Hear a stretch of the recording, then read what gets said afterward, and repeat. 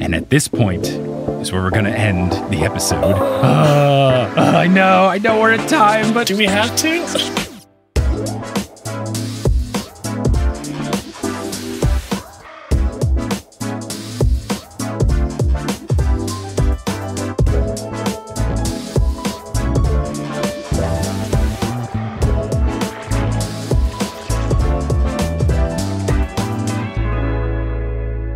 What's good? Thank you so much for tuning in to another episode of the Newest Olympian. My name is Mike Schubert. I'm the titular Newest Olympian. I'm a 30-year-old man who never read the Percy Jackson books as a kid, but I'm reading them now for the first time as an adult because I'm on a quest to determine if this is a book series that we've all been sleeping on as a society. But I'm not on this quest alone. I am joined by someone very near and dear to my heart, someone who was a past suitemate of mine in college, someone who shared the stage with me as Oberon while I was Tom Snout, aka The Wall.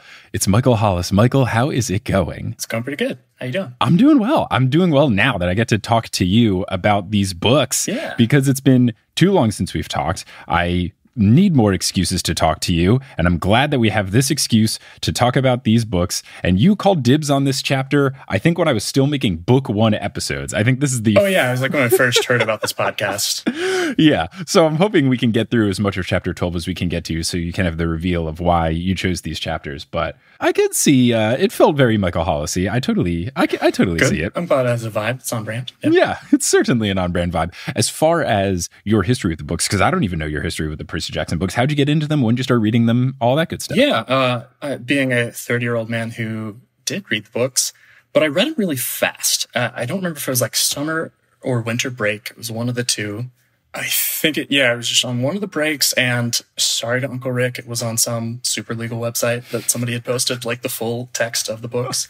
I have purchased them since, so, he has gotten some money from me. But yeah, I read them all like back to back in just like a few days. And so it was kind of a blur, and I don't remember a lot of it. Like, I'm pretty sure that I read book 5, but I'm not positive. Okay. That's okay. I believe that you probably finished the series, but I also trust you not to spoil stuff. Yeah, for sure. But what I do remember is specifically chapter 12, which hopefully we'll get through. Yeah, just that scene haunted me, and that's just what stuck with me when I think of these books. So yeah, happy to be here to talk about it. I'm very excited. I'm also very excited because I think, like, I don't even know if I've told you about it, but like, you are an important person in my life, obviously, but also in like some of the ways that I talk and write. I've completely ripped off you saying hello, friend. I always thought was like the greatest greeting ever. And I love saying hello, friend to people. And it's 1,000% you. And then also every time I write something in my notes, I like for certain things, like for language, I feel like I envision my 4th grade teacher doing certain things, like when I'm putting commas in. But for you explained to me like not ending sentences on prepositions and stuff. So every time I say something like to whom they were talking instead of like who they were talking to, I always picture a little Michael Hollis in there. Yeah, no, I, growing up was a huge like grammar nerd, and then I majored in linguistics, which is basically the opposite. Is like, hey, actually, grammar's completely fake. There are no rules. We made it all up. It's a social construct. Nothing is real. Yeah, and in fact, a lot of it is fairly racist. Yeah, and like, what is correct? Of course, what is correct is what we have decided is the So yeah, that was a fun journey of deconstructing my language prejudices. Well, let's get into the actual story at this point. No language prejudices here. We're just following the sacred word of the Uncle Rick, and we're going to continue the rest of chapter 11 and do chapter 12. Chapter 11 being I Set Myself on Fire, which I feel like is a bit of a misnomer because I don't think Percy set himself on fire based on what happens. Right. I would say the correct title of the chapter should be I Get Set on Fire by Mean People. Yeah, possibly, the results of his actions, but he's trying to do it. He was kind of sent there to do the quest. Yeah, it's not like 100% his thing. Like maybe indirectly, but I don't think he was seeking it out. I was imagining like intentional fire setting, but that is not the case. Now, where we last left our heroes, they were leaving Hephaestus's lab to go to Mount St. Helens. Okay. So along the way, they're following the little spider, and they run into tree roots that causes Grover to stop abruptly. He's convinced that this is going to be the way to Pan, and he asks Tyson if he can smell it too. Tyson confirms that he smells dirt and plants, and I'm just very excited that they're bonding because we've established apparently in this book that they don't like each other. So anytime where they do something together, I'm really excited, especially what is about to be revealed with the two of them going on their very fun side quest. The spider goes a different direction from this, and it's starting to move quite quickly. Annabeth says that they can stop by this on their way back, but Grover says that this entrance will be gone by then. The labyrinth moves and changes. There's no way it'll still be here. He's got to go now if he's going to go. Annabeth says that they can't because they need to go to the forges, and Grover looks at her sadly and says that he has to do this. And this was just like a really gripping scene. Yeah, there's just the tension there, you know? Because like Annabeth, this is her big quest where she's the leader, and like Grover's side quest is getting in the way. Right. And you can tell with Grover, this is truly I wouldn't leave for any other reason, but this is the one thing. This is my whole thing. I gotta go for this one thing. I promise it's just for this particular situation. Percy thinks back to his conversation earlier with Grover on the couches, and he suggests splitting up. And I just never a big splitting up guy. Splitting up doesn't work well in Scooby-Doo episodes. Splitting up doesn't work well when you're playing Dungeons and Dragons or other tabletop games. It's always a risk. It's a big old risk. It scared me, but it also feels like it's the only choice. So it kind of sucks, but you got to do what you got to do. Yeah. When your author and or, game master sets up two things that have to happen at the same time, you got to split.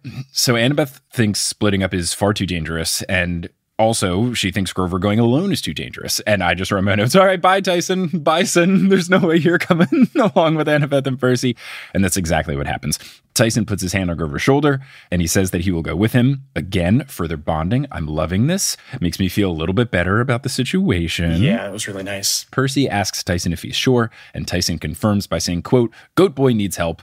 We will find the god person. I am not like Hephaestus. I trust friends. And he always knows exactly the right thing to say, and it's just so nice.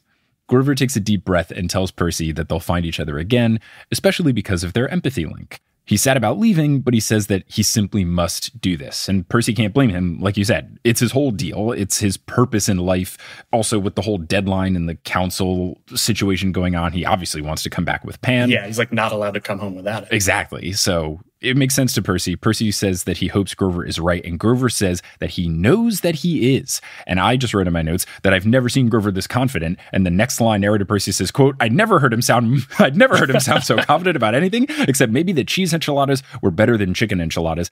One, great minds think alike, me and narrator Percy. Two, ice cold take from Grover. Chicken enchiladas are definitely better than cheese enchiladas because you can have chicken and cheese in chicken enchiladas. Right. And you get both. Like, why would you reduce the ingredient unless you're vegetarian? Or if any other reason that you're not eating chicken, but like chicken enchiladas, I mean, come on. I could go for some Chewy's chicken enchiladas. I miss it.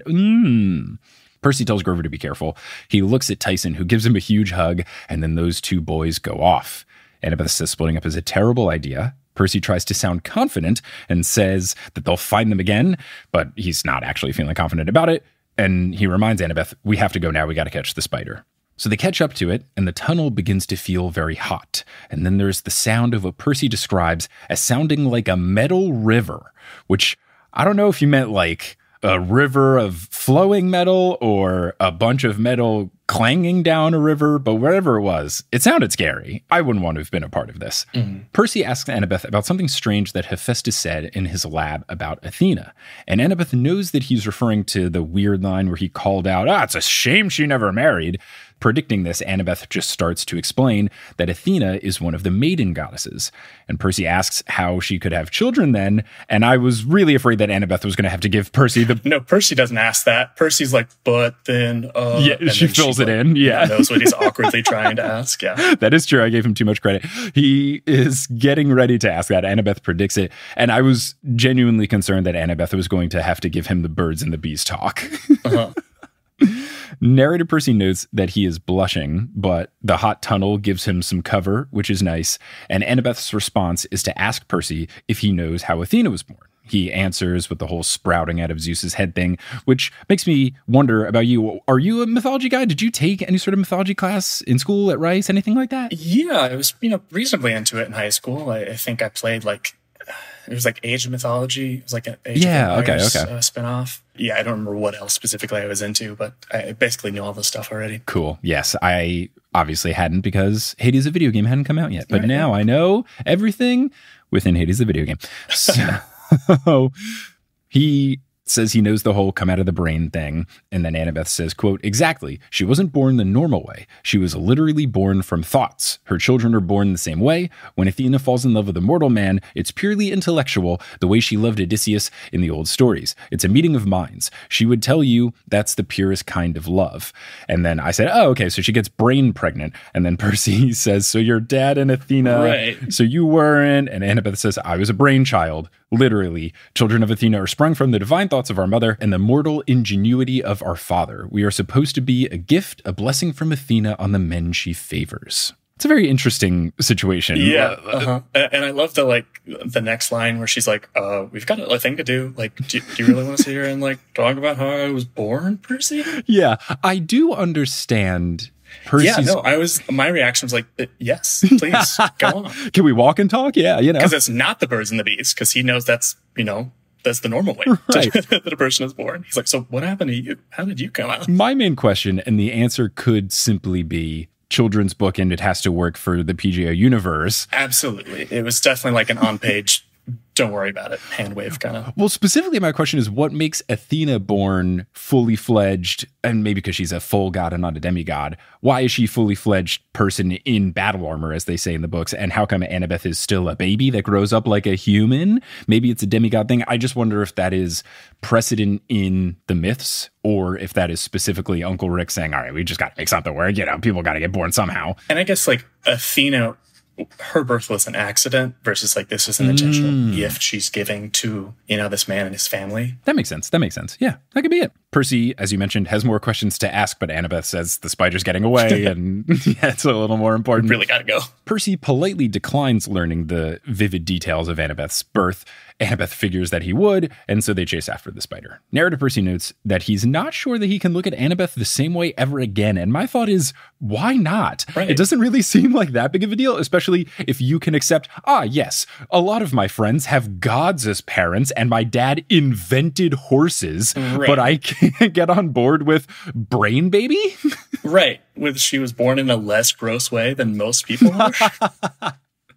It just feels like if you can accept way weirder things than this, I feel like this shouldn't be that big of a deal. For sure. You can channel the ocean with your gut. People can get born out of brains. Yeah.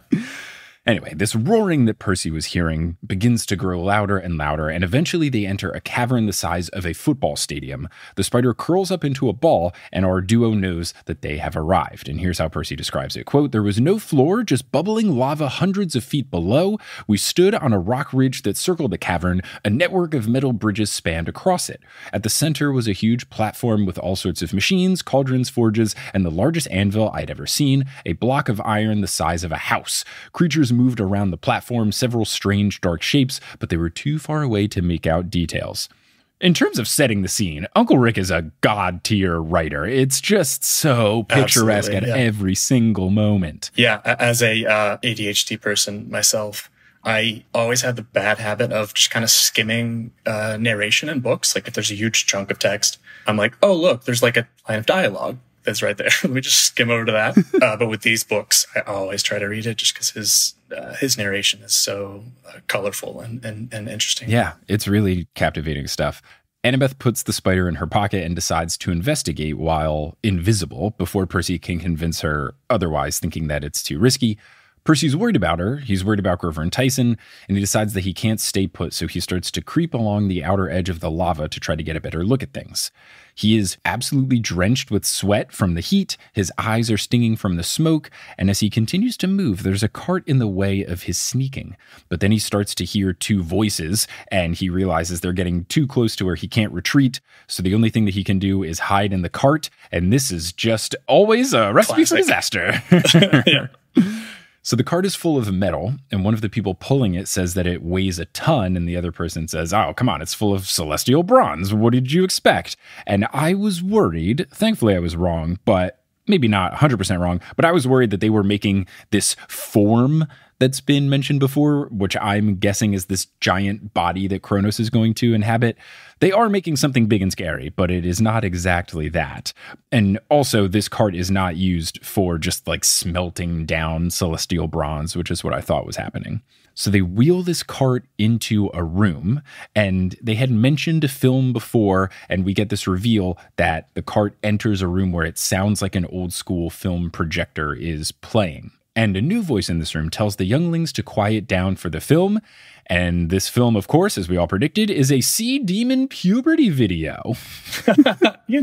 Like we all have. I love Uncle Rick getting off his various teacher jokes, and I'm sure his school had some awkward thing. Yeah, he's so zany sometimes. Yeah, it's a really fun twist, and I know in my K through 8 school, we had a very awkward puberty learning day. We like came after school hours. It was like a separate thing in 4th grade where you had to come with a parent, and they did a separate like outside of school normal hours presentation, and then they gave us a little goodie bag with like a tiny deodorant and like a first razor blade and stuff. It was, of course, wild. That's funny because I read this more as like an office introduction video, because it's like, what do we do? Like, make things for bad guys. Like, why? Because Zeus is evil. It's that kind of like, here's our mission statement. Here's like how we go about things. The tools that we have, that kind of thing. Okay, I could see that too. But I do like the puberty video too. That's pretty funny. Well, because they were saying the body changing and it's perfectly normal and monster acne. But you're right. It does have a little bit of orientation vibes, which are very helpful for us, the reader, understanding who these people are. Absolutely. What is happening here?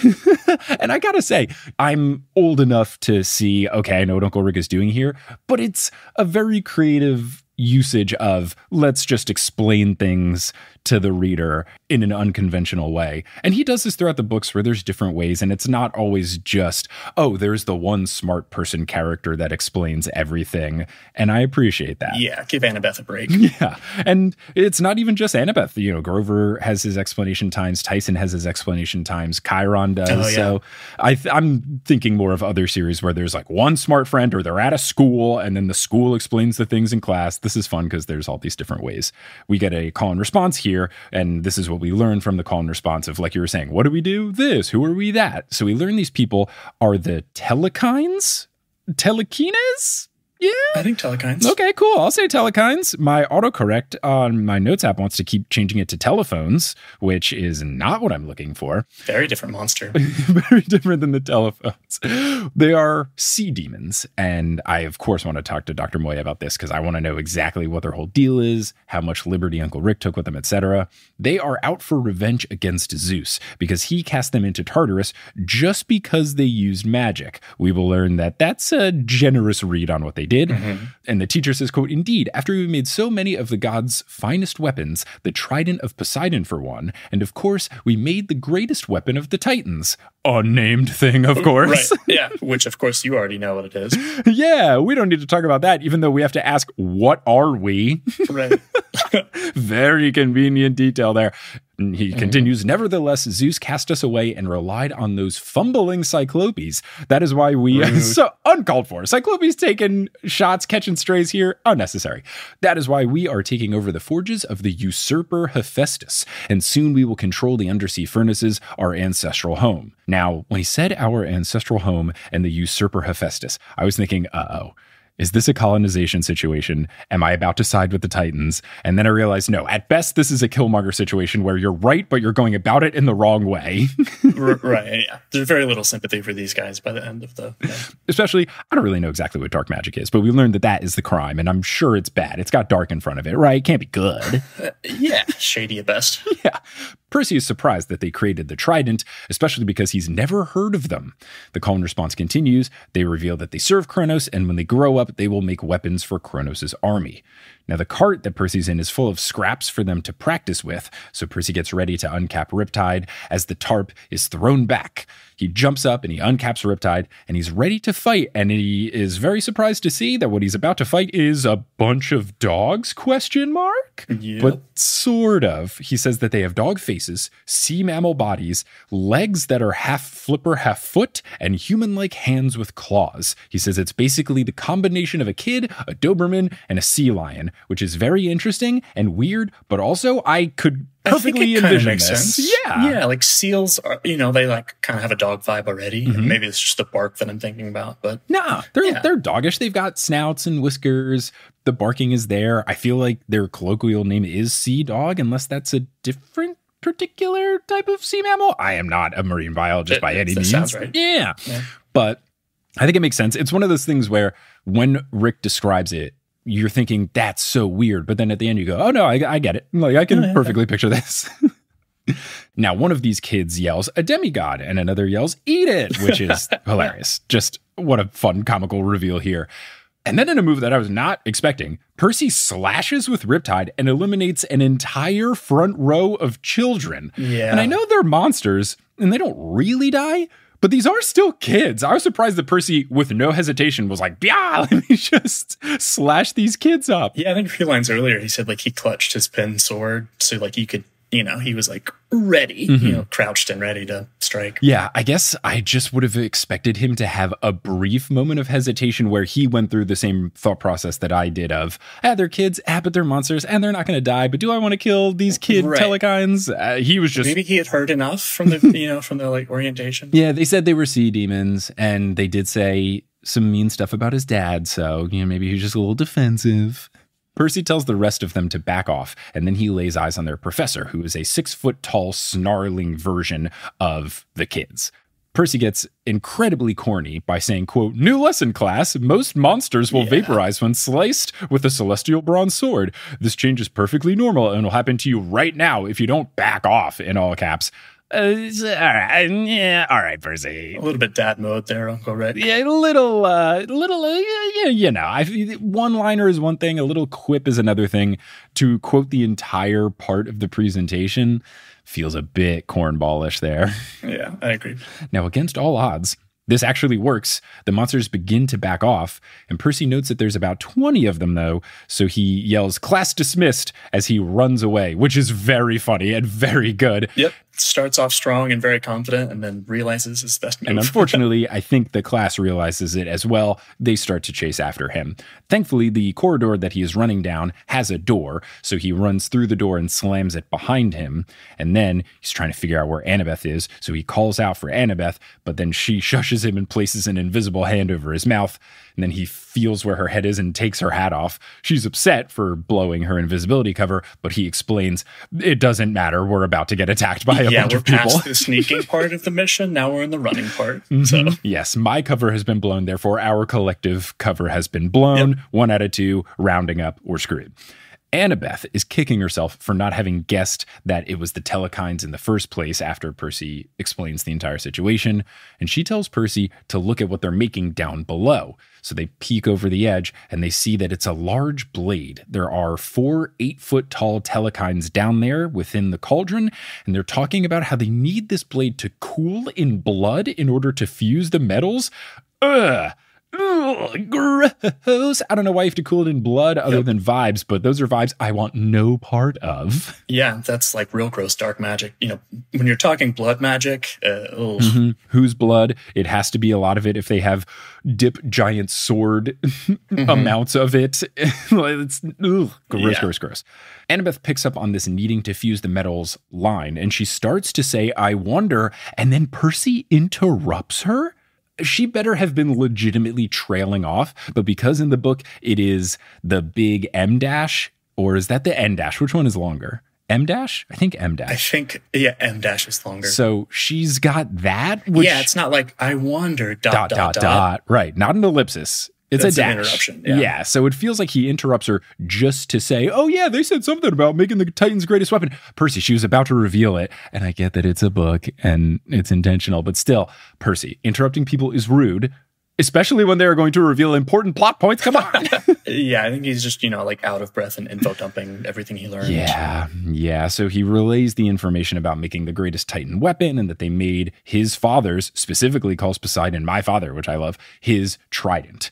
Annabeth explains that the telekines betrayed the gods by practicing dark magic, so we get some classic revisionist history out of the telekines.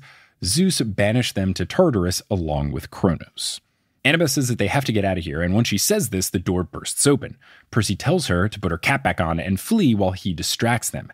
Annabeth doesn't want to leave him. Percy says to use the metal spider and to go back to Hephaestus and tell him what's happening. Because Percy has a plan. Percy has a plan. He totally, for sure, has a plan. Yeah. Annabeth thinks that Percy will be killed. Percy says that they have no choice. And then... narrator Percy says, quote, Annabeth glared at me like she was going to punch me. And then she did something that surprised me even more. She kissed me. And I just put 35 exclamation points in my notes because I was not expecting this moment to happen so quickly and so abruptly, but I love it so much. Yeah, I totally forgot that happened here. Yeah, I feel kind of honored that this is, a huge moment. Percy first kiss.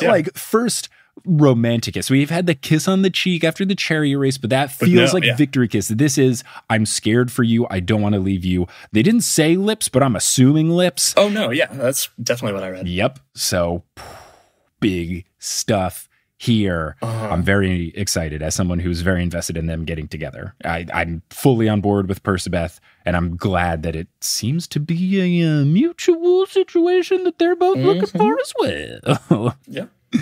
She doesn't just kiss him, though. She kisses him and then says, be careful, Seaweed Brain, cementing that Seaweed Brain is a cute, flirtatious nickname, which was always very obvious, but now it is canon and 100% confirmed. And then she leaves.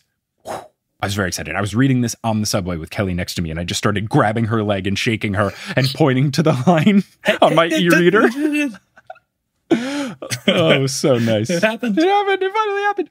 Narrator Percy then says, quote, I probably would have sat there for the rest of the day, staring at the lava and trying to remember what my name was, but the sea demons jarred me back to reality. Incredible. Yeah, this is, such a classic, action movie scene. Like we're about to die, one last kiss, mind-blowing first kiss, but then also we have something to worry about. Yeah. We got this to take care of. And at least in this case, it made sense that they kissed. It bugs me to no end when two characters in a movie just have to kiss because one's a boy and one's a girl and they're in a tough situation together, so obviously they must be romantically interested. I was so relieved when in Rogue One they didn't kiss in the moment when they totally could, when it seemed like everything was going to blow up in their face, both literally and figuratively.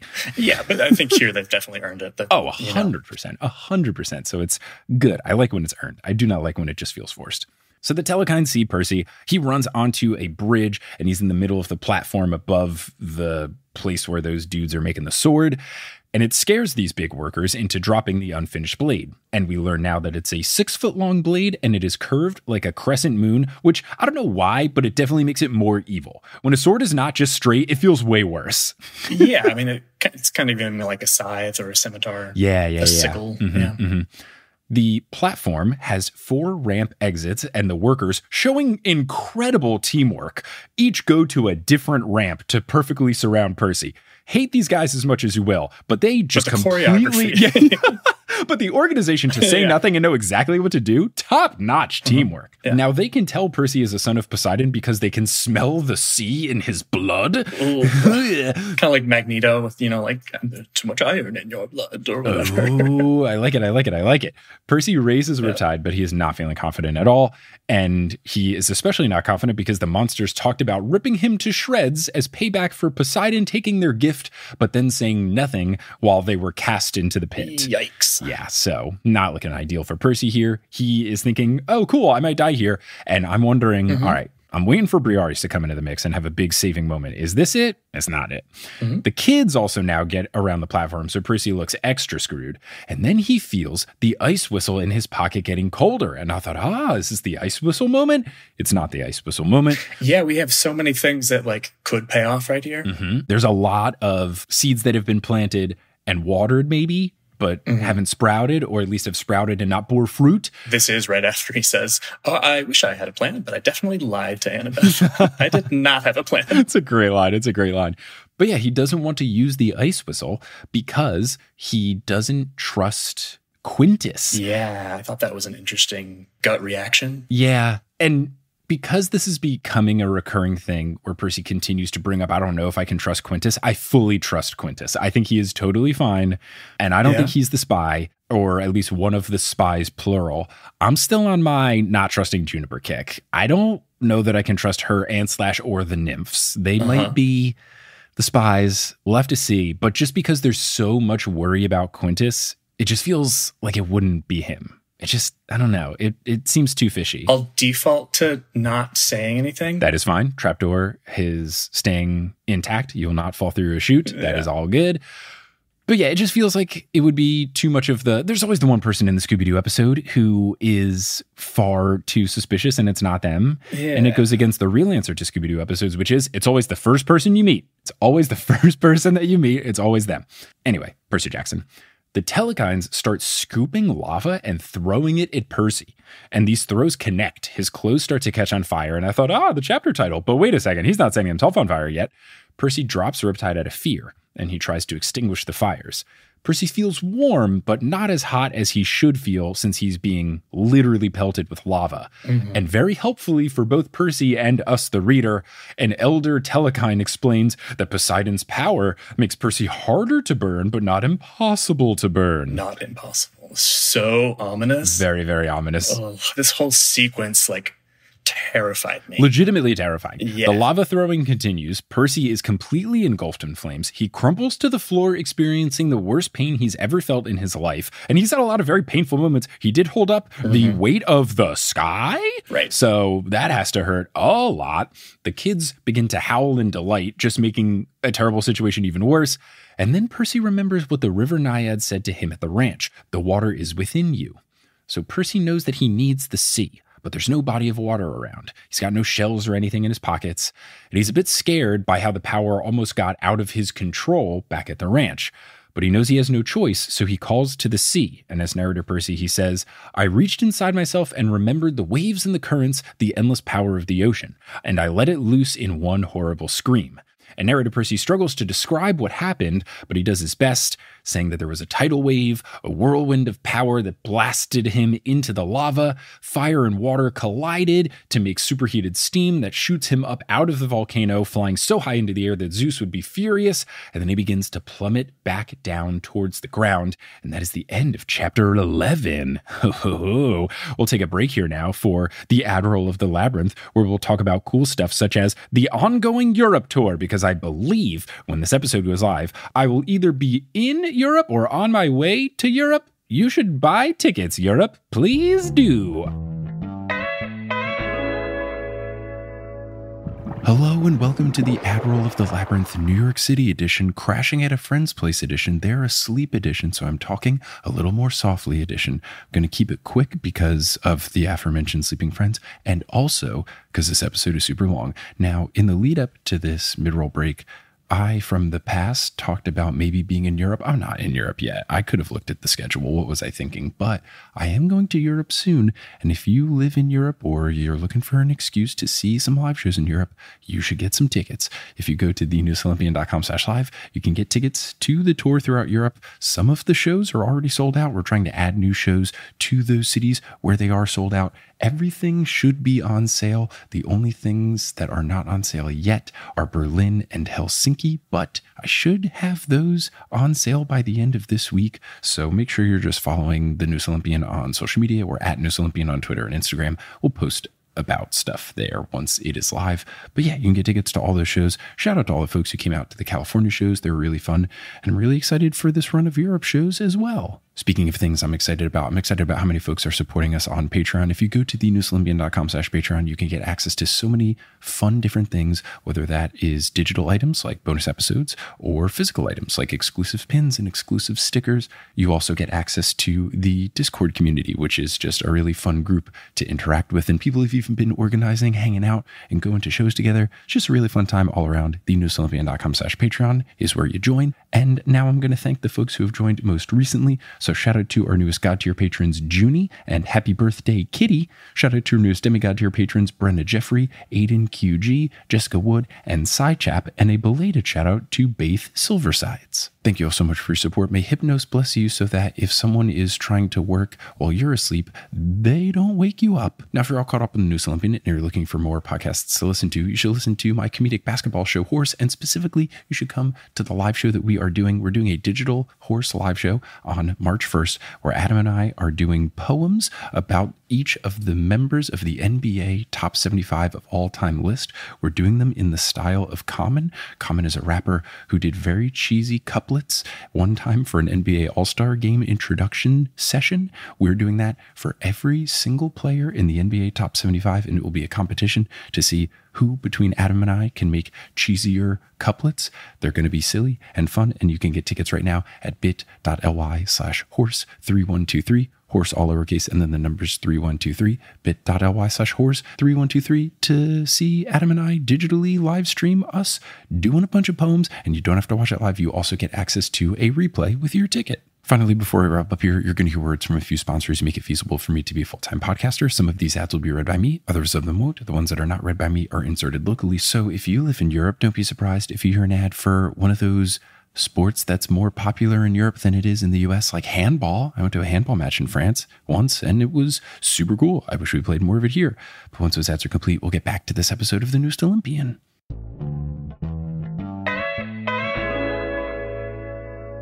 And we're back, and we're here to discuss chapter 12, which is called I Take a Permanent Vacation.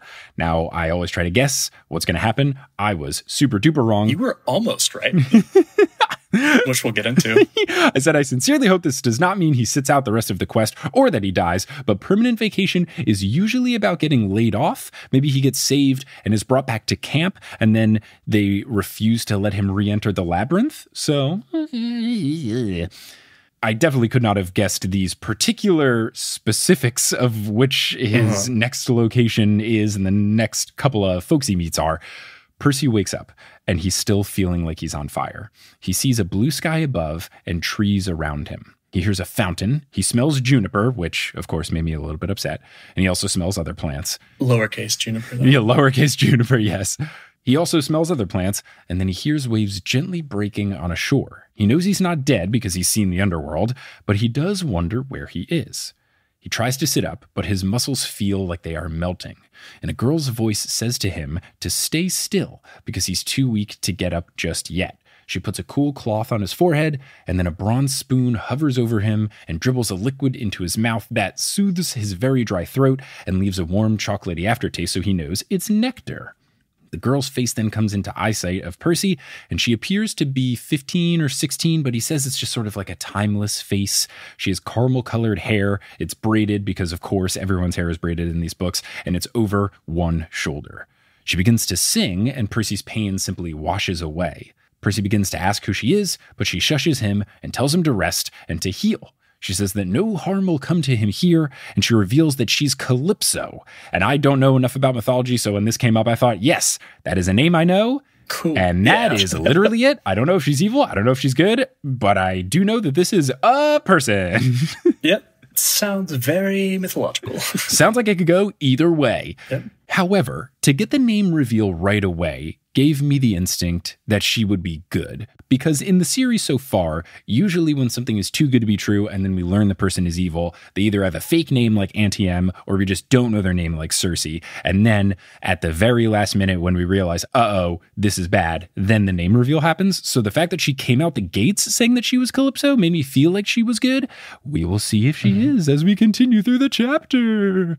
On the flip side, though, when I was reading this, because the chapter title was called Permanent Vacation, I was afraid that it would be some sort of you cannot leave the garden thing and you have to stay here. So I was initially really feeling 50-50. And I think that's the point of Uncle Rick's writing here. I felt that way for most of the chapter. Percy falls asleep, and then he wakes up in a cave, which he notes is a very nice cave compared to the other caves which he's been in, making a reference, I'm assuming, to Polyphemus's cave. The ceiling is full of purple and green crystals that look like a cut open geode, which has me very excited because Kelly's dad is a geologist and he's got a bunch of funky rocks all in their house. And I wonder if purple and green is something or enough of a description where he could tell me, I don't know if it's amethyst or emerald or whatever it is, but he knows a lot about rocks. So I feel like I should get Doug in the mix to talk about rock facts. Percy's laying in a very fancy bed, and the cave is divided into sections by white silk curtains. There's a loom and a harp against one wall, and there's shelves of fruit preserve jars against the other. I'm guessing at this point it has to be Bon Maman preserved fruits, the best of all the preserved fruits. Shout out to anytime they're on sale so I can actually justify purchasing them because they are so expensive, but they're so tasty. There's also dried herbs hanging from the ceiling, and narrator Percy says, rosemary, thyme, and a bunch of other stuff. My mother could have named them all. And shout out to Uncle Rick going, I'm not going to name another herb. Those are the three big, we're just going to go with those 3 herbs. What else am I going to say? Yeah, he's just, giving you a flavor for the place. For sure. There's also a fireplace with a pot bubbling with what smells like beef stew. Percy sits up, and his head still hurts quite badly. He looks at his arms, expecting them to be fully scarred up, but they're just a bit pink. He's wearing a white cotton t-shirt and cotton drawstring pants that aren't his. He's barefoot, and then he does the classic, where's my, patting his pockets sort of deal, thinking that he's lost Riptide, but he does feel that Riptide is there, and he also feels that the ice whistle is there, which I thought was good, but he finds concerning because it means it followed him, so he is a little bit worried. I think it's probably okay, but it makes sense why Percy does not, given that he doesn't necessarily trust the gift. Now, Percy gets up out of the bed, and he looks into a mirror, and the sight of himself causes him to utter, Holy Poseidon, which is very corny. This is a very corny section for Percy here. He says that he looks like he's lost 20 pounds that he couldn't afford to lose. I don't know how big Percy is, but I feel like if you're a teenager, 20 pounds is a significant amount to just have vanquished in a day or however long it's been, ? It's a lot. Well, I guess like this pair of episodes, what I love about them is that it feels to me like the transition from like a middle grade book to a young adult story. Yeah. And that like, I didn't read this as like Kid Percy. I read this as like a teenage hero of the story. Like he's, banged and bruised, and maybe it's just like too sad to think about a kid who's that beat up. I'm just like, well, I guess he's like 15 now, but I read it as like kind of a coming of age moment. Yeah, for sure. I think the previous fight, just getting absolutely wrecked by lava, it was just how terrifying that was. Like probably the closest he's gone to death since. Not sure if it's the closest, but it's certainly the most prolonged, scary situation where it wasn't just, I was on fire and I jumped out of the St. Louis Arch, or, I had to hold up the weight of the world, and 2 sentences later, I didn't have to hold it up anymore. It definitely felt like the most extended. You felt like the agony he was in. Yeah. Right. It was certainly the scariest and the one I could picture the most clearly, and the one that had me feeling the worst vibes. And if I didn't know that Percy was in the sequel series, I would have wondered in that moment, I don't know, maybe they do kill him off in book 4, and then it's other people in the final book. Like, that'd be a bold choice, but I wouldn't have completely thought it was out of line given how scary that fight scene was. Especially how like jarring it was coming off of like kind of like cartoony description of like, these dogs in their training video, to jump straight to like, he's like, this 15-year-old's burning alive. Yeah, tough stuff. So he looks like he's 20 pounds lighter. His hair looks absolutely awful. He says it looks like Hephaestus's beard with the singeing of fires and stuff. And then he says a quote that I didn't super love as the narrator. If I saw that face on somebody walking down a highway intersection asking for money, I would have locked the car doors. Just a big NIMBY sentence from Percy that I'm sure would be high on the list of, if Uncle Rick was rewriting the books, he'd be like, yeah, let me adjust that one. It feels like something product of the late 2000s, not a way that we talk about human beings anymore. A little dehumanizing, yeah. Percy sees the cave entrance to his left, and he walks out. There's a green meadow with a grove of trees and a flower garden. There's 4 fountains with stone satyrs. There's a slope of grass that goes down to a beach. And then I wrote in my notes, I see why Michael Hollis called dibs on this chapter. Percy can just sense that the water is a freshwater lake, and Percy finally has the right thinking with this sort of situation. This place feels like paradise, but that worries him because paradises are usually where you get killed. So I like that he is on board with this, but that being said, anytime Percy's worried about something, I inherently get less worried about it, because usually the scary situations are the ones that he doesn't expect. Yeah, absolutely. So he sees Calypso talking to someone on the beach, but Percy can't tell who it is because of the sun shimmering off of the water. And I'm guessing Chiron had a talk with Apollo for plot purposes saying, hey, if you can move the sun to be over the lake at this point in time so that Percy can't see it, he shouldn't see who Calypso's talking to. Right, yeah. Percy tries to recall Calypso's deal from the myths, trying to think, is she good? Is she bad? Does she torture people? Does she help people? But he's drawing a blank, of course. He then approaches her. While he's walking up towards her, he looks down at his feet when the ground switches from grass to gravel, and when he looks back up, the other person is gone, which I find very suspicious and makes me think, is this person a ghost or a spirit? Is it Minos? Should I not be trusting Calypso? I was a little bit worried with how quickly this person vanished. Now, Calypso is in a nice Greek dress. Her eyes, though, look like she was just crying. She seems to be brushing away a tear. Percy asks to whom she was talking with a voice that, quote, sounded like a frog that had spent time in a microwave. Just really leveling up the frog in my throat analogy. Right, yeah. Now, she says, just a messenger, which feels like not a good situation. How many messengers do we know in the series? Yeah, Hermes is the only good messenger I can think of. And then the only other person that we've really run into in this book that could be a messenger, maybe Minos, because he's going back and talking to people, but I don't know. I don't like it. I don't like, Felt like a very heavy ellipses. Mm-hmm.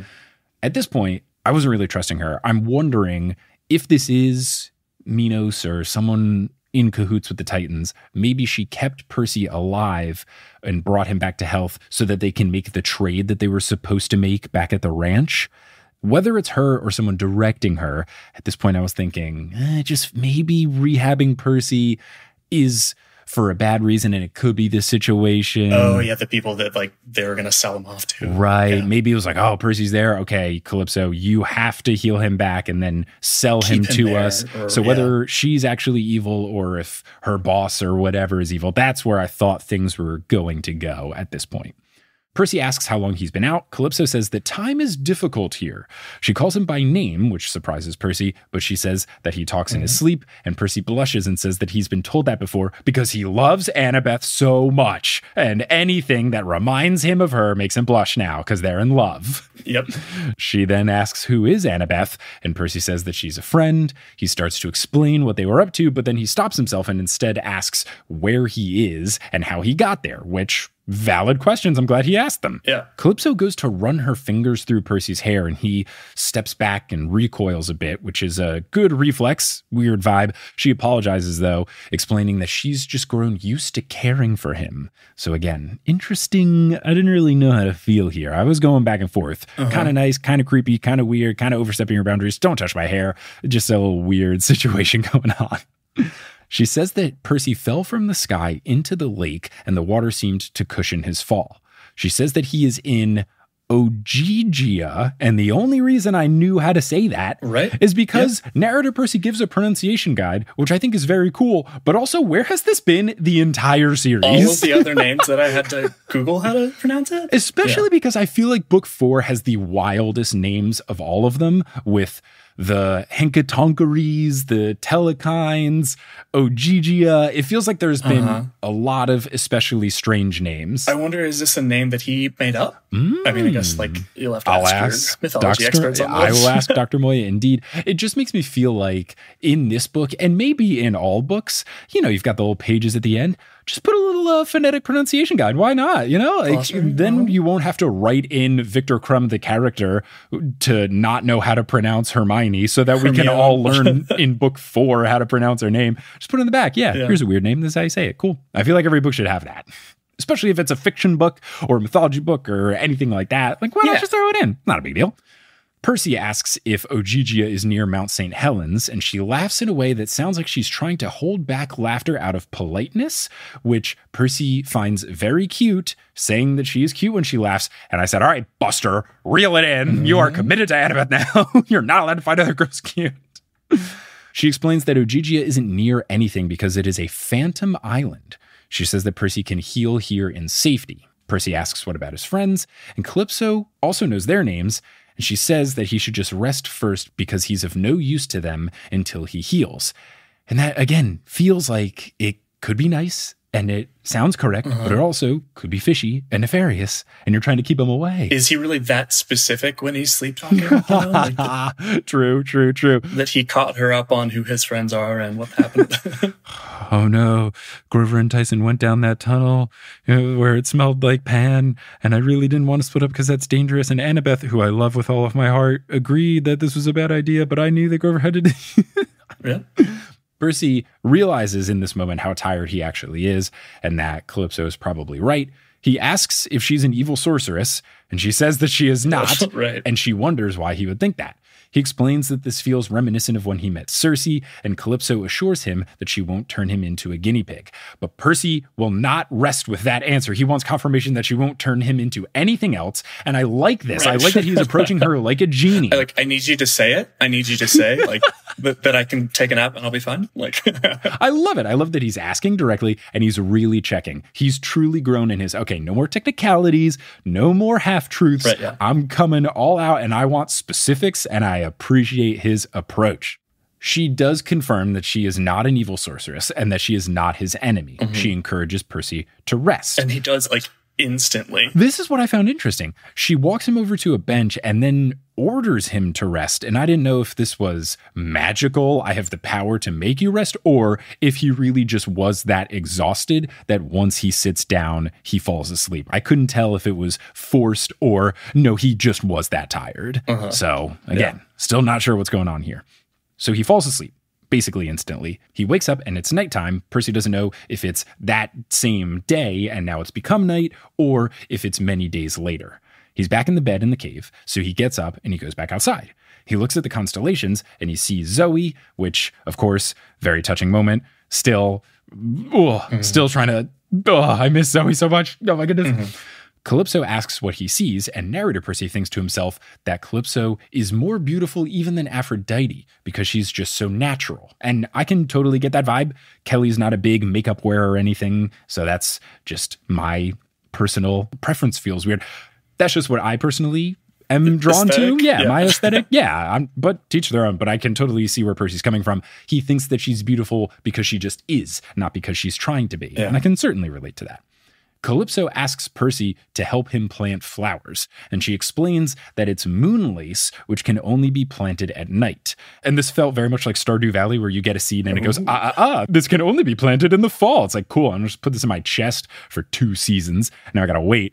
So you gotta plant during a specific time. Cool, moonlace. Percy asks what it does, and she's confused by the question since it's just a flower. I love this part. But also, I was wondering the same thing. I thought, okay, what does the plant do? Yeah, no, I love her response. She's just confused. It doesn't do anything. It provides beauty. What are you talking about? Because that's just so far outside of his experience with mythology, where everything is about how does this help me survive? You know? Right. What does this do? How does it hurt me / help me defend myself? Why should I care to know what this is? How does it heal me? What magical properties does it possess? I love it. It was a perfect exchange. And her just being completely flummoxed by the question to think, does everything? It's a plant. It got really philosophical. Does everything in life need to have value? Can you not just appreciate things for their beauty? It's kind of oh, wow. All right. Philosophical. Here we go. All right. Now we get this exchange between Percy and Calypso. Percy says, back home, my mom always wanted a garden. Why did she not plant one? Well, we live in Manhattan in an apartment. Manhattan? Apartment? You don't know what I'm talking about, do you? I fear not. I haven't left Ogygia in ... a long time. Percy asks why she hasn't left, and she says that she is here by punishment. Percy asks what she did, and she says that it wasn't something that she did, but instead what her father did. And who's her father? Atlas, which I found very surprising. I'm thinking, okay, what's the deal? I thought we were done with that family. Exactly. I felt like we were concluded there. We've met the Hesperides. Are you a Hesperide? Are you someone else? Is your mom different than Zoe's mom? I feel like it's got to be that. It was. I was very surprised for it to be a character that we already know and have not really thought much about in this book in particular. Percy says that is not fair, and she stares at Percy and looks sad.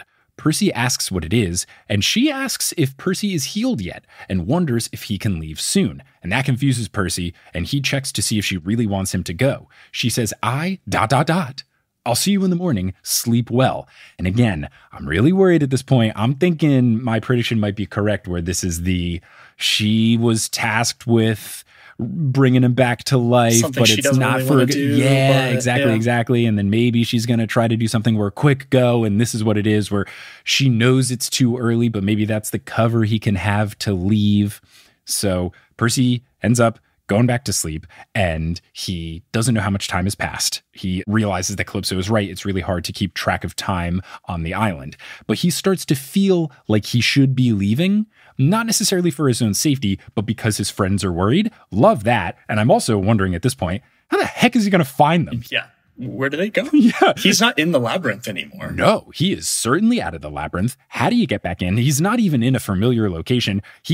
At least in my brain, this is like an island that exists. On this plane. Right. It exists like on a different plane of existence. A pocket dimension. So he's worried about them. And he also just doesn't know what they're up to. He tries to do the empathy link with Grover, but he can't make it work. He still feels really weak. He can't stay standing for more than a couple of hours. And he's just surprised at how draining that power explosion move he did was. I get it, though. It feels super intense. It feels like one of those big combo moves in a video game that you shouldn't be able to do in rapid succession. Otherwise, your character would be overpowered. Mm-hmm. Now, outside of that, Percy starts to think about the situation. He doesn't feel like he's a prisoner. He thinks back to Lotus Casino. This doesn't have the same vibe. He says that Ogygia is not like that at all. And then he just keeps thinking about Annabeth and Grover and Tyson. And then he's also thinking a lot about Calypso. Calypso doesn't talk a lot about herself, and that just makes him want to know more. He says that he sits in the meadow, he sips nectar, and he tries to concentrate on the flowers or the clouds or the lake, but really he just keeps staring at Calypso. And now I'm starting to wonder if this is a little bit of magic, beauty, you're gonna fall in over your head kind of thing. Oh, gotcha. Uh-huh. And maybe now that's why Calypso wanted him to leave, just get out of there because... I don't know. I'm sure there's some other Greek mythology thing where if you spend too much time with a person, they become overly infatuated and they, just fawn over them all the time. So maybe it's one of those things. So I don't know. My brain was in so many different, I'm worried about all the different possibilities. And even though the situation itself doesn't feel scary, I knew something's up. Absolutely. Because I think we skipped over the line where she's like, are you healed yet? Do you think you're ready to go? Mm-hmm. Which is, very much like why do you need me to leave so soon? Especially because at that point, she had not really withheld any information. She was answering all his questions. She wasn't being shady. And that line in particular is the first time where you go, all right, that's a little weird. What's going on? You were very to the point with most of your phrases up until that one. What's going on, Calypso? Now, Percy says whenever she would catch his eyes, she would smile at him, but then she would get a sad expression immediately after smiling and turn away. And he feels like something is bothering her, but he doesn't know what. Now, later on, it's night and he's eating dinner with her at the beach. There are invisible servants that have set up a table with all this wonderful food. Cool vibe. Love that. But yeah, full service. Yeah. Really fancy. All inclusive. But both Percy and I reading this are just very much on edge. Very much like, okay, cool, this is fun, but what's happening? So he's sitting down at dinner with Calypso. She's looking beautiful. They're having this candlelight dinner. They're about New York and Camp Half-Blood. I don't like that he's revealing information now, because now I'm a little bit worried that she might not be good or someone's listening in or whatever. He starts telling her stories about Grover. She's laughing. And then that situation happens again where she smiles and then immediately gets sad. So Percy calls it out this time. He says, there it is again. She says, what? And he says, you keep pulling away like you're trying not to enjoy yourself. And then she says, as I told you, Percy, I have been punished, cursed, you might say. Percy wants to know exactly what the details are, and he says that he wants to help. And then she says, do not say that. Please do not say that. And he wants to know specifically what the punishment is. Before we get on to what her specific curse is, have you ever seen Fleabag? Yes. Season 2? Quality program. In retrospect, this reminds me of that scene in the cafe where she looks at the camera and he catches her. He's like, there it is again. What are you doing? Yeah. And it's the same kind of them pulling away or just that him noticing. I like it. And that reveal is probably one of my favorite things in all of television. And I will keep it vague and won't explain it for anyone who hasn't seen it. Fleabag's a good show. That moment is very good, and you should just watch the program. And if you start episode 1 of season 1, just block out the next 3 days because you're just going to keep going. That's exactly what I did. I was like, I'll watch season 1 over the course of some weeks. And like you probably need a solid day to recover after, emotionally. Yeah, buy some tissues and some ice cream, and then block off 3 days. Yeah. It was just the same sense here. Like, he has this insight into her that she didn't want him to have. Right. She thinks she's safe in this, and he is able to pick up on it. Something that is held true. Percy's perception is pretty good throughout the series. Yeah. Anyway, she says to Percy, "This island, Ogygia, is my home, my birthplace, but it is also my prison. I am under ... house arrest, I guess you would call it, but this ... less ominous than our other ... I will never visit this Manhattan of yours or anywhere else. I am alone here." And Percy guesses, is it because your dad is Atlas? And she confirms, saying that the gods don't trust their enemies, and rightfully so. She says some of the prisons that other people have to deal with aren't as nice as mine, so I can't really complain. Percy again is just saying this isn't fair, and people that have Atlas of a dad shouldn't have to suffer, such as my friend Zoe. She fought against him. She wasn't imprisoned. Why is that not the case for you? And Calypso clarifies that she did support him in the first war. And Percy is very surprised by this, saying, the Titans are evil. Why would you do that? And she says, are they? All of them? All the time? Tell me, Percy. I have no wish to argue with you, but do you support the gods because they are good or because they are your family? Oh, yeah. Oh, man. Now it's getting interesting. Again, with like leveling up, when you introduce more relativism, you're not in a middle grade book anymore. Things are getting grown up. Yeah. When you have to think about, are the villains actually evil? Are the good guys actually good? You are 1,000% correct. Now, Percy realizes that she's got a point. She might be right. And he is starting to think about things. Calypso goes on to say that she was wrong for the first war, and now the gods have treated her well. They visit her from time to time. They talk about the outside world, but they are able to leave and she is not. Percy is surprised that she doesn't have any friends, and she's wondering, would anyone want to live here with you? Because it seems like a nice place. And she starts to cry, single tear, and says, I promised myself I wouldn't speak of this, but... And then, of course, before she can speak of this, she is interrupted by a rumbling sound. There's this big rumbling sound out on the lake. Then there's a glow on the horizon that gets brighter and brighter. And then Percy can see a column of fire moving across the surface of the water coming towards them. He stands up, he reaches for Riptide, and he asks, what is it? Calypso sighs and says, a visitor.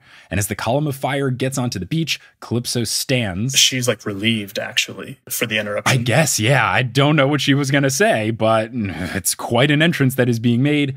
She approaches the fire. She bows to it very formally. The flames go away, and standing before them is a tall man in gray overalls and a metal leg brace with his beard and hair smoldering with fire. So it's Hephaestus. Calypso greets him saying, Lord Hephaestus, this is a rare honor. And Hephaestus grunts and says, Calypso, beautiful as always, would you excuse us, please, my dear? I need to have a word with our young Percy Jackson.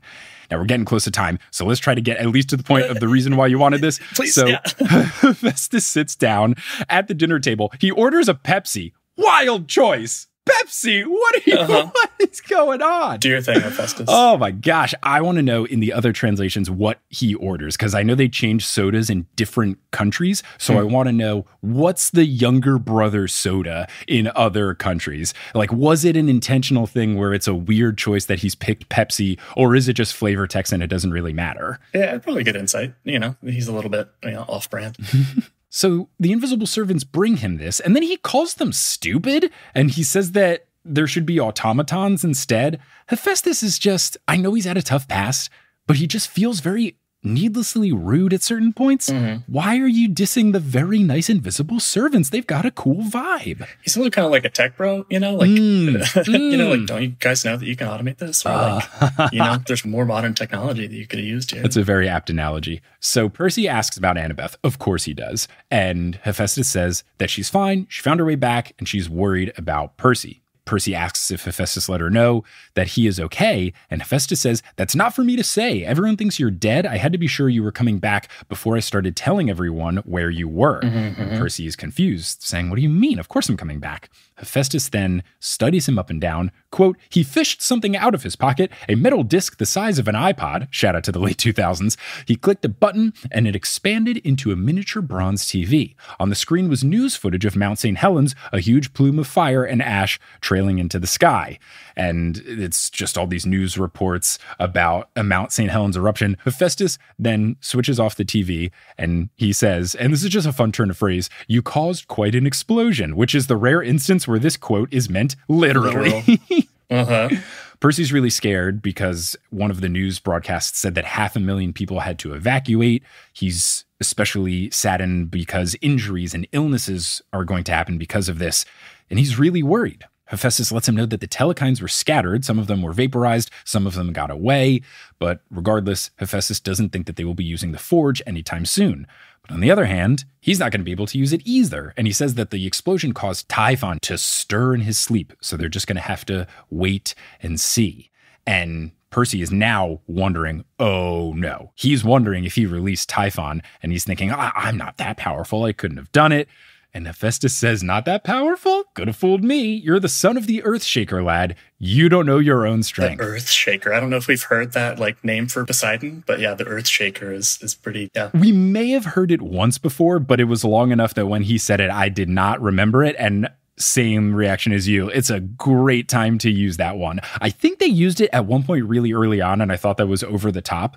Now, of course, in this context, it makes perfect sense. Now, Percy is wrecked by this. He's really worried, and he had the concern about the power getting out of his control in the mountain, and now it seems like that is the case. He's worried that he's nearly destroyed the northwestern United States and potentially awoken the most dangerous monster that was imprisoned by the gods. Now he's wondering, am I too dangerous? Is it better if people just think I'm dead and I just kind of get out of here? Yeah, that's where he starts to think about that, yeah. Yeah, which is always tough, always tough. He asks, what about Grover and Tyson? Hephaestus says that he hasn't heard anything about them. He thinks that they are still in the labyrinth. And then Percy just straight up asks Hephaestus what he should do. And Hephaestus says, "Don't ever ask an old cripple for advice, but I'll tell you this. You've met my wife?" Percy says, "Yeah, Aphrodite." And then Hephaestus confirms. He warns Percy to be careful of love because it will twist his brain around and leave you thinking that up is down and right is wrong. And now he's thinking, oh, is this all part of her plan? Is this some weird thing of the me and the Annabeth? Yeah, did Aphrodite make me, or Calypso of it? Exactly. So he asks if that's the plan, and Hephaestus says, maybe, hard to tell with Aphrodite. And then he continues that if Percy decided to leave Ogygia, Hephaestus says, quote, possibly, hard to say with her, but if you decide to leave this place and I don't say what's right or wrong, then I promised you an answer to your quest. I promised you the way to Daedalus. Well, now here's the thing. It has nothing to do with Ariadne's string. Not really. Sure, the string works. That's what the Titans' army will be after. But the best way through the maze, Theseus had the princess's help. And the princess was a regular mortal, not a drop of god blood in her. But she was clever and she could see, lad. And now at this point I'm thinking, Rachel Elizabeth Dare? Continues, but she was clever and she could see, lad. She could see very clearly. So what I'm saying, I think you know how to navigate the maze. And then Percy finally realizes this. Hera was right the whole time. The answer was right in front of him. Of course, he doesn't explicitly say it. He just says that he knows. And then Hephaestus says, now you got to choose if you're leaving or not. And Percy wants to say yes, but he is struggling to say it. He looks out on the lake and the idea of leaving just seems very hard. Hephaestus says that he doesn't need to decide quite yet. Hephaestus cuts him off. He says, you don't have to decide quite yet. You can wait until daybreak. That's a good time for decisions. And Percy then asks Hephaestus, is Daedalus even going to help them? Citing, if he gives Luke away to navigate the labyrinth, we're dead. I saw dreams about Daedalus killing his nephew. He turned bitter and angry. So maybe he's starting to see these people who are telling him it's not worth your effort. Hephaestus says, quote, it isn't easy being a brilliant inventor. Always alone, always misunderstood, easy to turn bitter, make horrible mistakes. People are more difficult to work with than machines, and when you break a person, he can't be fixed. Right? That's a rough right. line. It's a tough one, and I didn't expect it from Hephaestus, who had kind of been a grumbly pants up until this point, to hit me with a powerful gut punch quote. Oof. Hephaestus. He says that Daedalus started off well enough, helping out Princess Ariadne and Theseus because he pitied them. He was trying to do good things, but everything in his life just went bad because of it. And Hephaestus asks, was that fair? But he's also not sure that Daedalus would help Percy. But he says, you don't judge someone until you've stood at his forge and worked with his hammer, which is a great Hephaestus-specific twist on the old phrase. Percy says that he'll try, and Hephaestus stands up, says goodbye, says that Percy did well in destroying the Telechines, and that he will always remember Percy for that. So this is making me think, all right. Kind of a favor that you've earned? Yeah, yes, it was just, if you do this thing, I'll tell you where to go. But because of the way he thanked him, I thought, maybe back pocket help from Hephaestus for later in this book or in the next one. Percy notes that this goodbye sounds very final. And then Hephaestus erupts into a column of flame, moves back over the water, and he heads back into the world outside. Percy then ends up walking along the beach for hours, and when he finally returns to the meadow, it's late, about 4 or 5 in the morning. Sounds like daybreak to me. Calypso is still in her garden. She's tending to the flowers that, don't have any purpose. They're just beautiful. Whatever. He says that the moonlace is glowing in silver, and that the other plants around are also responding to the magic. And Calypso says, all right, well, he's ordered you to return. Are you going to leave? But Percy says that he has not been ordered. He's been given a choice. Gave me a choice. Yeah. Their eyes meet, and she says that she promised she wouldn't offer. And Percy asks, what do you mean? And she says, for you to stay. And he says, stay? Like forever? And she says, you would be immortal on this island. And I'm thinking immediately here, no way. If we've learned anything from the Percy Jackson books, it's that immortality sucks and you shouldn't do it. So I'm screaming at my book here, do not do this, Percy Jackson. Have we, though? I mean, every person who's immortal has just talked about how bad it is. Daedalus, Athena warns about it. Zoe talks about it being imperfect. The gods talk about it sucking. Like, it just feels like these books are a thesis statement against immortality. Yeah, it could be. But yeah, I mean, we'll get into it after this, but it's the direct comparison with the out that Thalia took at the end of the last book, to join the hunters. Yeah, true. So she says that Percy would be immortal on this island. He wouldn't age. He wouldn't die. He wouldn't turn 16. Right. And when she said the specific line, you could escape your prophecy, that's when it changed a little bit, because then it's like, it gets a little more tempting there, yeah. Immortality does suck, but also you're one less person in this equation. You can potentially save yourself / other people, but also there's still that part of the prophecy that says you could save the world. But I could also see how this would make it really hard for Percy, because he just thought, oh no, am I too powerful? And now immediately afterwards, it's being brought to him this way. Awful timing / perfect timing / the most difficult timing. So he is floored, stares at her, really just wondering, it's that simple? She confirms. And then he says, but ... my friends. She stands up, she takes Percy's hand, and he feels a warm feeling throughout his body. And then she finally says, you asked about my curse, Percy. I did not want to tell you. The truth is, the gods send me companionship from time to time. Every 1,000 years or so, they allow a hero to wash up on my shores, someone who needs my help. I tend to him and befriend him. The fates make sure that the sort of hero they send, ... And then her voice trembles, and she has to stop. And then he squeezes her hand tighter, which again, I'm like, come on, bud. What? Come on. And he asks what he's done to make her so sad. And she says, they send a person who can never stay, who can never accept my offer of companionship for more than a little while. They send me a hero I can't help, just the sort of person I can't help falling in love with. And that sucks. Oof. That is the worst punishment. I totally now get it, because I was also wondering, like, Percy, how is this a punishment? Seems pretty great. The place is perfect. Everything's cool. Oh, emotional torture. Gotcha. Yes. She's just eternally getting her hopes up and getting crushed. That sucks. And I also completely understand why she didn't say this to him, because then Percy would just know, I gotta get out of here. When I read this the first time, I probably empathized more with Percy and then like the choice that he has to make, which we'll get more to, with like the next few paragraphs. But reading it this time, it hit me the queer allegory that maybe some of your listeners will be familiar with, which is, falling in love with your straight friend, which is different than any kind of like heterosexual unrequited love. Sure. Because it's like your friend does love you, and like maybe in another world, like it could have happened, but like it's a bad idea.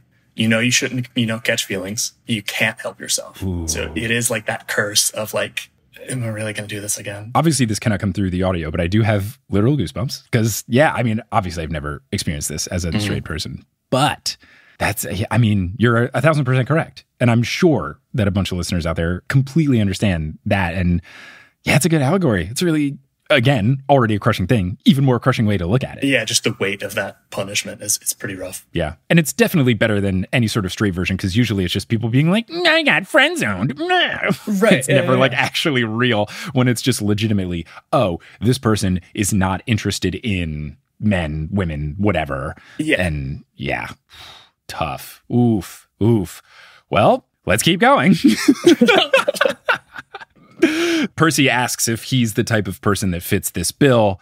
And then she basically says, if only you could see your face, of course it's you. It takes him so long to catch on that that she's saying that she fell in love with him. There's literally no one else here, Percy. It has to be you. It could only be you and the person that was there and disappeared. There's no one else it could be. But look, Percy's a little dense with some of this stuff. And then he realizes, oh, that's why you've been pulling away all this time. And she says that she's tried very hard, but she can't help it. The fates are cruel. They sent you to me, my brave one, knowing that you would break my heart. And this is very reminiscent of But I'm Just Harry. He goes, but I'm just me. Just Harry. And that's what makes you good, Percy. Come on. And she basically relays that same information to him. Uh-huh. And she says she didn't want to tell him this at all. And that it's so hard and that she could stay here, but he's got to get out of here. He stares off at the horizon and he starts to think about it. And this is like the longest short paragraph where like in text, it doesn't take him that long to say like, I can't, I have to go. Maybe just the way that I read this, it does feel like the moment kind of like stopped, like time froze and, it's a seriously tempting offer here. I think it's the structure of it because I'll just read the paragraph. Narrator Percy says, I stared at the horizon. The first red streaks of dawn were lightening the sky. I could stay here forever, disappear from the earth. I could live with Calypso, with invisible servants tending to my every need. We could grow flowers in the garden and talk to songbirds and walk on the beach under perfect blue skies. No war, no prophecy, no more taking sides. I think just like the cadence of it was shorter sentences in the beginning, big, long descriptive thing of how pretty it is. No bad thing, no bad thing, no bad thing. And just the rhythm of it felt musical. You're 1,000% correct. It felt like I was reading a poem and it's just, a couple quotes of a middle grade book. God, Rick Riordan's so damn good at writing. He does come to the realization. He says, I can't. She looks sad. And he says he doesn't want to hurt her, but his friends need him and he has to help them. He has to go back. She picks up a flower, one of the moonlace, and it glows and then fades as the sunrise comes up.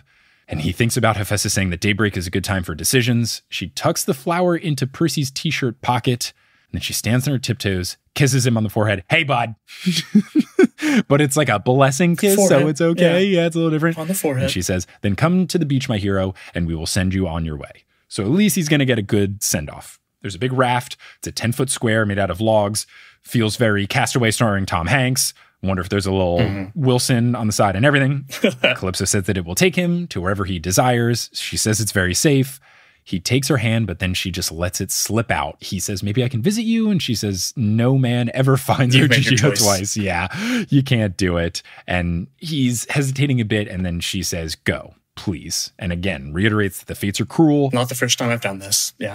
But all she asks is that Percy remember her. And then she's got a little bit of a smile. And then she says, plant a garden in Manhattan for me, will you? And for a second I thought, okay, that's a really big ask. That is not, land is very expensive. You understand how hard that is actually? I think what he has to do is he's got to go to one of those community gardens and then convince himself, okay, this is for her. I'm planting these squashes for her. He promises. He steps onto the raft. It begins to sail away.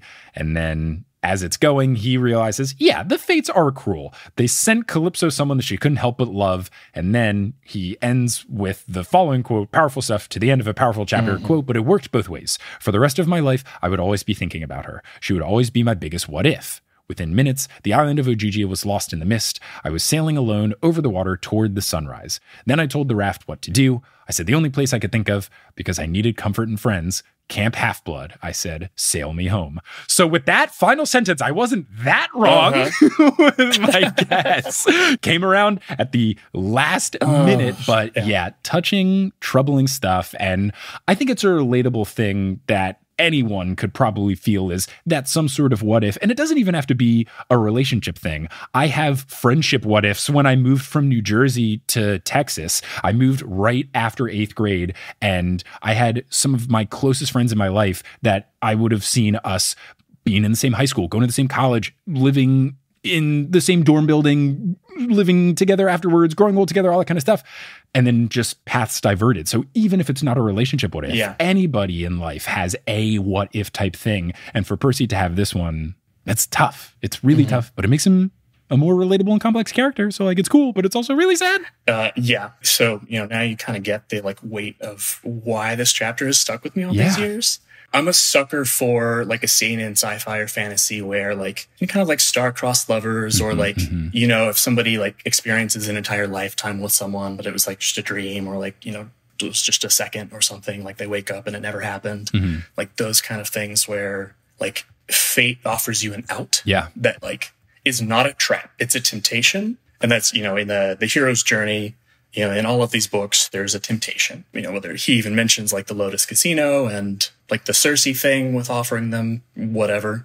But this one is deceivingly straightforward. To the point where like you're suspicious, like what's the catch kind of thing. Right. There was none. But it's like, no, you can be done. Yeah. And not even just the particular situation of everything is okay here, but also specifically, hey, that big thing you're terrified of, that also can be done. Can never happen. Right. Yeah. And I think now I remember like why it hit me so hard was, at the end of maybe it was like fall semester, senior year, when you're like, so busy with like applications and all this stuff. And, you're just like exhausted. Like anyone that's any kind of like has ambition for something, especially like, really good at school or grades or whatever, or, a hero on this quest, how like exhausting and draining that can be. And for someone to offer you like that out of like, or you can live in paradise with this person that you've already fallen in love with a little bit, at the end, like Percy did, like he could have been happy there with her. Yeah. That's like that choice of like, this wasn't a trap like the other ones. This was a choice that he was offered. And I weeded out and I knew for a fact it wasn't a trap. And I have now learned directly that I was correct and no one lied to me and nothing was wrong with this place. And it's a perfect place with a perfect person and everything's going to be great, but I got to get out of here. And fate is treating him like an adult, offering him this choice that he has to make. It's really powerful stuff. Well, I'm just going to go sit on the floor of my bathroom staring to the... And on that very fun note, we will end.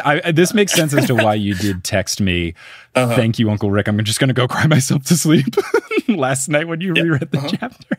I even wrote in my notes, like when I first reread this, like, is this supposed to be a comedy podcast? I'm not sure how it's gonna happen with this episode, but don't worry. This one, as opposed to Potterless, this one is listed as books first, comedy second. Okay. So it's technically a books podcast. We're allowed to have some emotional depth. Yeah, we're allowed to have some depth. But look, it's a complex book series. It's got its funny moments. It's got its crushing moments. The next chapter better be really fun and goofy. I want something silly because I need a palate cleanser to get over this. But I'm so thankful for having you on the podcast. I'm glad we could finally make this happen. You were 1,000% right to call this so far in advance. I was like, wow, this must be a really good chapter. Yeah, thank you for having me. I'm so honored that I get to talk about this. It was fantastic. I'm so glad to have you on. Obviously, we'll have to have you on again. But is there anything you want to plug out to the folks? I know you're not necessarily big old public social media creative space guy. I just want to... Yeah, no, I've kind of been off social media a lot during the pandemic. I mean, like my dog has an Instagram that I'll post to occasionally. Drop the handle.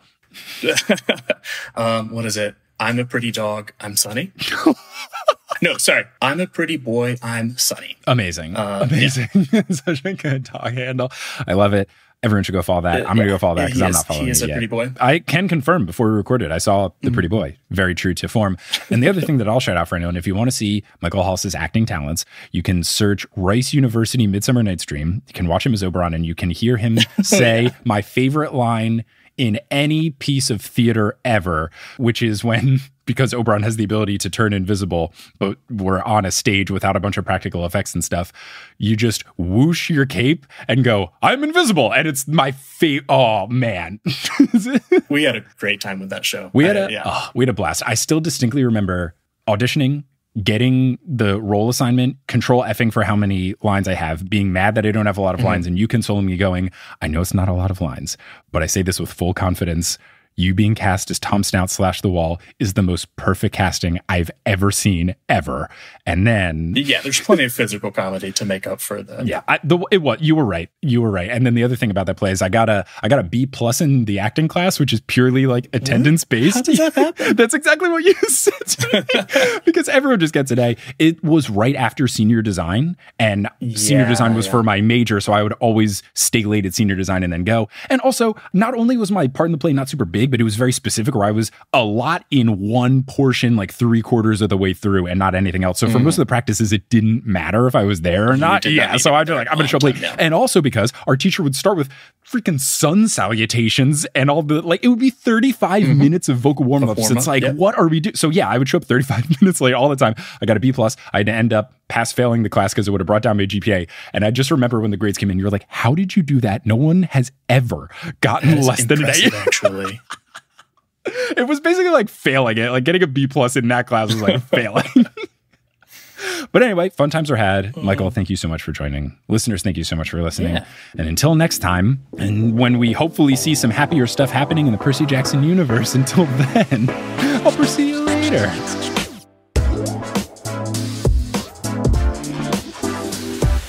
Thank you so much for listening to this episode of The Newest Olympian. This podcast is created, hosted, and produced by me, Mike Schubert. I also run the social media and the website. Normally, the show is edited by Sherry Guo, but this episode was edited by Kensei Soramaki and me, Mike Schubert. The music is by Bettina Campomanes and Brandon Grugel, and the art is by Jessica E. Boyd. If you love the show, you're all caught up on the show, and you just can't get enough, you should check out our Patreon, where you can get access to loads of bonus content, bonus episodes, bloopers, director's commentary, monthly Q&A live streams, all sorts of good stuff lives at thenewsolympian.com/Patreon. And if you want to rep the show, you can get some merch at thenewsolympian.com/merch. If you want to be part of a larger community, you can join the Patreon, get access to our Discord, but you can also check us out on social media. We're at Newest Olympian on Twitter, Instagram, and Facebook. We have a subreddit, reddit.com/r/thenewsolympian. We even have a TikTok account that Sherry runs. It's at Newest Olympian, and lots of good stuff on social media. This show wouldn't be possible without our patrons, and I want to give a shout out to our Ultra God tier patrons: Lotta Bartova, Kelsey Gillespie, The Damn Steam Nuggets, Vicky Garcia, Ellie Hoskovchova, Veronica Bartova, Haley Hastings, Robin Garcia, Frida Vikstrom, Megan Moon, Olivia Y, Craig McRoberts, Taylor Payne, Giselle Salvador, Peter Johnson the Twin, Sabrina Balsiger, Boney Pony, Heather McMillan, Casey Williams, Polly Burge, Nikki Harris, Tatiana Schmidt, Sandra Rose, Bridget Lowry, Josh Sayer, Josh Wilkie, Abby Ryan, Wise Girl, Ashton Gabrielson, Marco Redhouse, Falcon, Joey James, Christopher William Boucher, Caden Mack, Sam Reeby, Carly Allen, Riley Kiedis, Mary Kelly, Audra, Mackenzie, Mrs. O'Leary, Aaron Wood,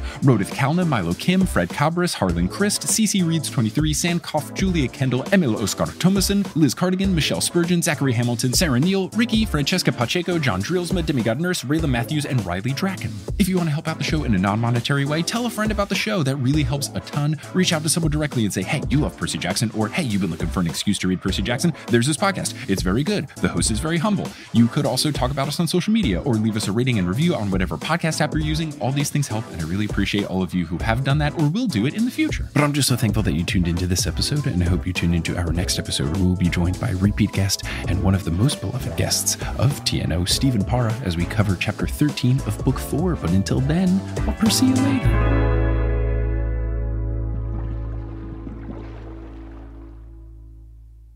Hey everyone, how's it going? It's me, ASMR Mike. So as I mentioned, recording this in my friend's apartment, and they have a water feature type thing for their cat, because one of their cats likes running water in order to drink the water. I don't have cats. I don't know why this is a thing, but it's a thing for this cat. And I had to unplug it in order to record this stuff. So I'm going to plug it back in, and that will be the ASMR Mike segment for this episode. I hope you enjoy.